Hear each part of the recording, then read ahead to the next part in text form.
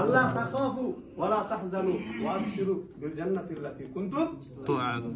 তোমাদের জন্য কোনো ভয় নাই, চিন্তার কারণ নাই।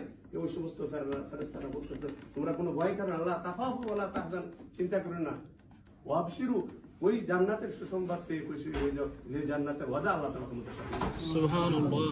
নাহনু আউলিয়াউকুম ফিল হায়াতিদ দুনিয়া ওয়া ফিল আখিরাহ। কথা বলে না, নাহনু আউলিয়াউকুম ফিল হায়াতিদ দুনিয়া ওয়া ফিল আখিরাহ।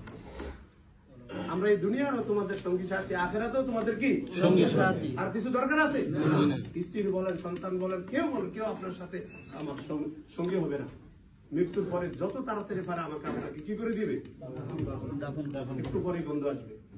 আমাকে আপনাকে সাথে থাকতে হইলে যারা থাকবে তারা আল্লাহর রহমতে, কিন্তু আপনাকে সেই কাজ তো করতে হবে।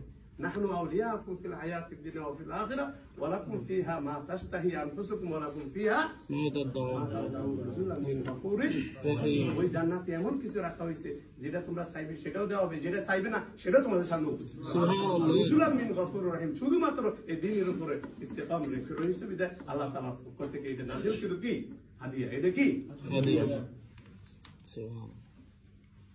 সুতরাং আমাকে আপনাকে এই দিনের উপর টিকে থাকলে আমার আপনার কি কি না, আমার আপনার কি শুধু শুধু আমি আপনি দিনের মধ্যে টিকে থাকবো, বরং আহাল করে কু আনফুসাকুম ওয়া আহলিকুম নারা, এই আহাল পরিবারকে, এই সমাজকে, এই রাষ্ট্রকে এই পরিবর্তন করার জন্য, দিনে আন্দোলন নিয়ে আসার জন্য আমার আপনার এই ভূমিকা, আমার আপনার শুনতে থাকতে হবে।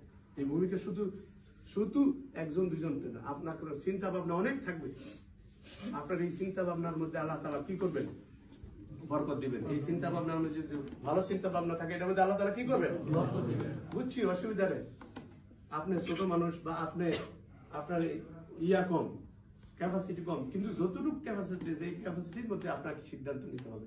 আমি কতটুকু দিনের দাওয়াত, কতটুকু দিনের কাজ আমি করব, আমি কাকে নিয়ে, এই পরিকল্পনা আপনার ভিতরে কি করতে হবে?